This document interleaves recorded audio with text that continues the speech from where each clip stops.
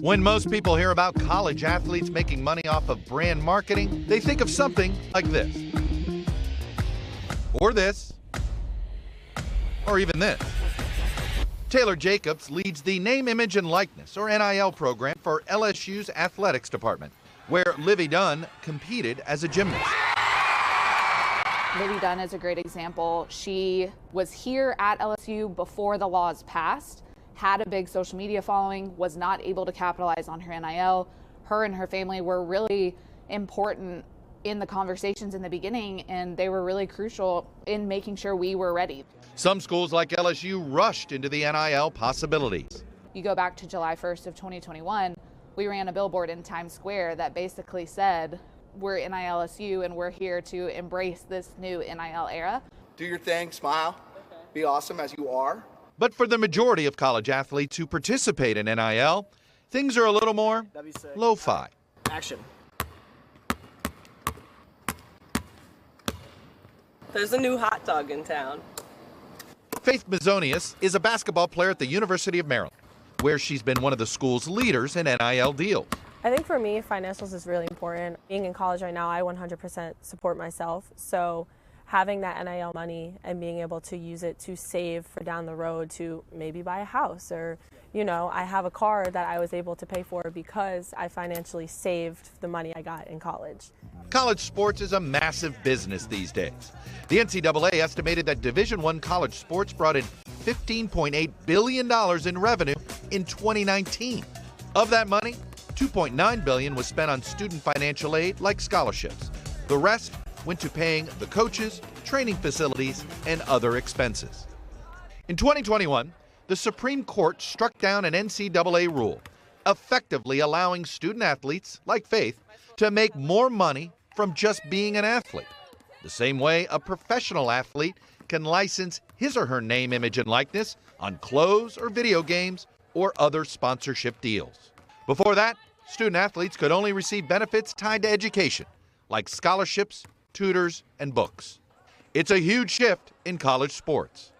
How do you think it would have changed your college life had you had these opportunities? We would have been able to afford food. We've been able to afford paying bills. Reggie Bush was a star running back at USC from 2003 to 2005. He's the before in the before and after story of NIL. The difference, obviously between then and now is we didn't have NIL, we didn't have the ability to make money off our name, image, and likeness, but someone did, and someone was making money, making lots of money, billions of dollars, millions of dollars. Who got all the money from the number 5 USC jerseys? Not you, no, right? Yeah. Not me, no. Yeah. Not me. Back in 2005, Bush won the Heisman Trophy and helped lead the USC Trojans to a couple of national titles. But he wasn't allowed to make any money off of his college success until he started playing in the NFL. So after just 3 years of playing college football, Bush left school and turned pro. I have decided to forego my senior season and declare myself eligible for the 2006 NFL Draft.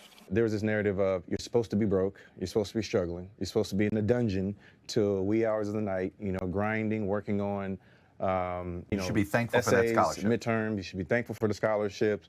And also, it's a fair trade. Your education is a fair trade for, the scholarship. So, is it though? We now know that's not true. Right. After Bush joined the New Orleans Saints, the NCAA launched an investigation that found that a sports marketing company hoping to sign Bush as a client once he turned pro had provided him with benefits and paid for a 3,000 square foot home in San Diego for his parents to live in. Among those other benefits was a suit and a limousine ride to the ceremony where Bush accepted his Heisman Trophy. The NCAA harshly punished USC, banning them from bowl games for 2 years, revoking scholarships, and retroactively forfeiting a year's worth of wins. Faced with the likelihood that he would be stripped of the Heisman Trophy, Reggie Bush voluntarily returned it.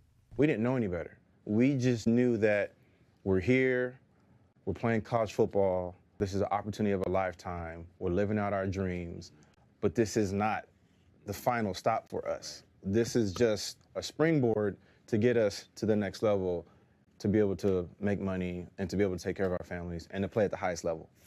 Today, the rules are very different.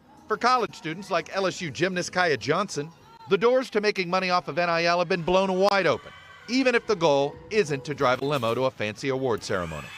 For me, my biggest financial goals are kind of just saving the money that I'm earning, because obviously I'm going to be on my own here pretty soon, which can be pretty scary to think about. For students who won't have a post-college career in professional sports, making money off of small influencer deals is a way to subsidize a lifestyle that's otherwise jammed with classes, workouts, and competitions. My family is super important to me, so helping them out with anything, if I do have any extra money that I'm getting from NIL. Kiya's experience, small deals, mostly around social media influencer campaigns, is common in college sports. According to Open Doors, a software tool that connects athletes and potential clients, about 80% of all NIL deals across the country include some form of social media activation.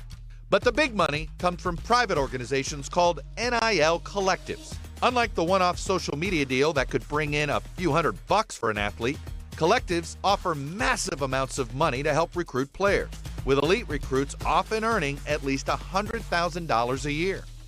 Jay Clark is LSU's gymnastics coach. A collective piece is something that I think everybody was a little fearful about, because let's be honest, when this first started, name, image, and likeness, really, the idea of a collective really was not what I think was intended. Collectives are to schools what super PACs are to political campaigns. They are technically independent organizations designed to raise money from donors to support the school's recruiting efforts. They can't be involved in actual recruiting or transfer discussions, and the rules vary from state to state. Students are also compensated in perks, like housing, meals. Or in the case of the University of Utah Utes, 85 members of the football team received new Dodge Rams this year, each worth $61,000. But there's only so many dollars to go around, and schools wind up competing with collectives for fundraising. My concern about collectives is I don't know how sustainable it is long term. So you've got your fundraising arms and your foundations and your scholarship endowment initiatives and your facility needs and all these things competing for the same dollars. But most students aren't star gymnasts or elite quarterbacks. They're more like Faith Masonius. My ideal NIL deal would be just with a company I use all the time, and hey, if they're offering money, I'll take it. Thanks for watching. Stay updated about breaking news and top stories on the NBC News app or follow us on social media.